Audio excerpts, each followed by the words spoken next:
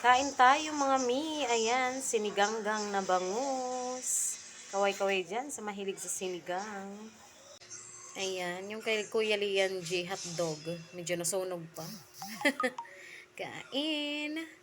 Let's eat. Ayan, si Katalin meron din siya. Yun yung isa. Sausaw natin. Lagyan natin ng gulay. And then, kamatis. Wala kaming sili. Hindi nakabili. Ayan. Unang subo para sa inyo. Kain.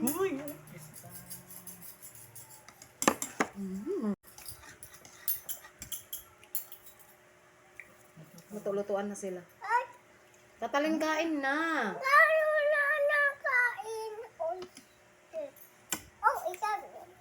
Bigyan mo siya kasi, Arogo. Ayos. Ayos. Kainin mo, masarap yun.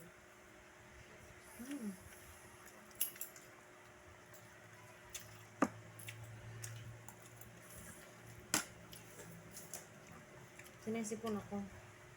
Gusto ko na ano. Sabaw. Sabaw na maasim-asim.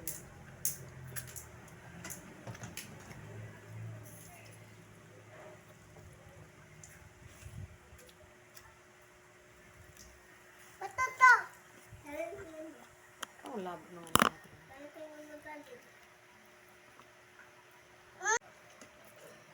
Ayan na yung siyan ng ano.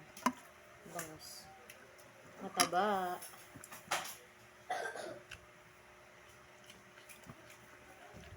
Sasaw. And then,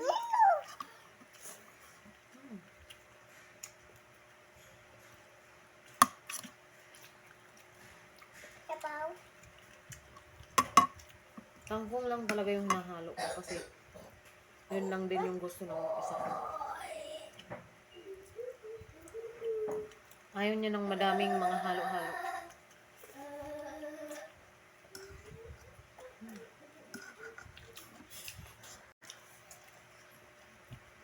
Kamatis, kumakain na ba? May tinik araw. Ha?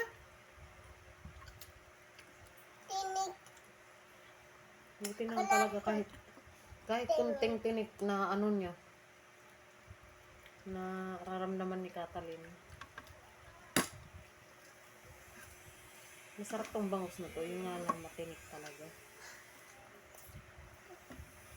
Diba? Ay, sinisipon ako.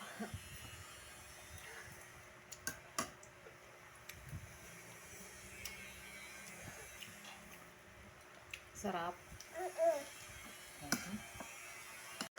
Ayan, nakakain pa tayo ng isa pang kanin.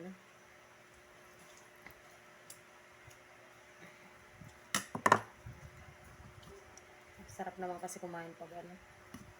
Naluluha ako dun sa sipon. Nakakaloka. Ay, nako. Sarap kumain pagkasabay sa Galing sa yun. Ay, nakakatikilagay ko. luto pa.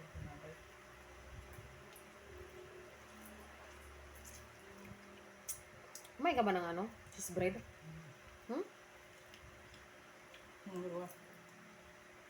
Tapos nagpandesal pa siya. Ang talaga gusto ko kanin. Kanin is life. Kaway-kaway dyan sa mga kanin is life. Hindi tayo pumapayat eh.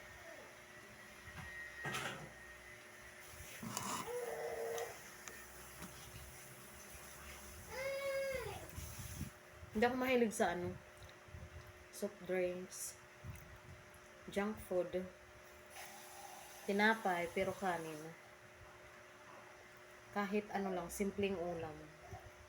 Lalo na pag simpleng ulam, ay nako. Napaparami talaga kain ko. Gaya ng tuyo, gana. Ang talagang sumisira ng diet ko.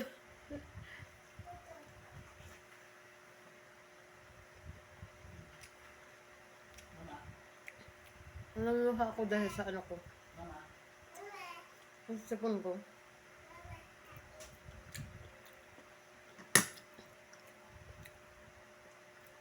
Ikaw talaga nag-deposit mo.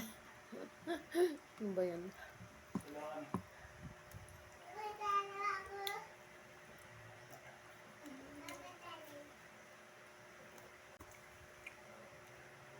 Ako na lang naiwan. Si Alisa na yung mga kasabayan ko kumain.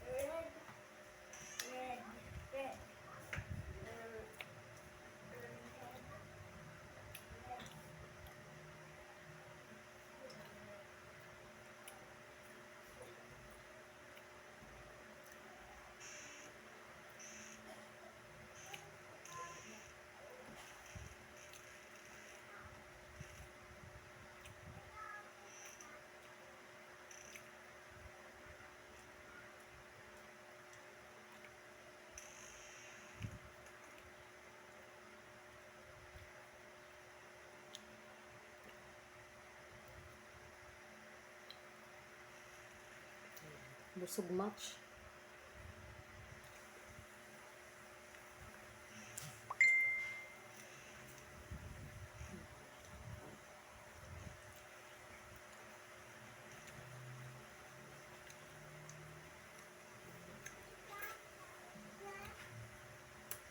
Tapos, ang kain. Thank you, Lord. Wala kaming sili. Masarap sana pag ano. Medyo maanghang.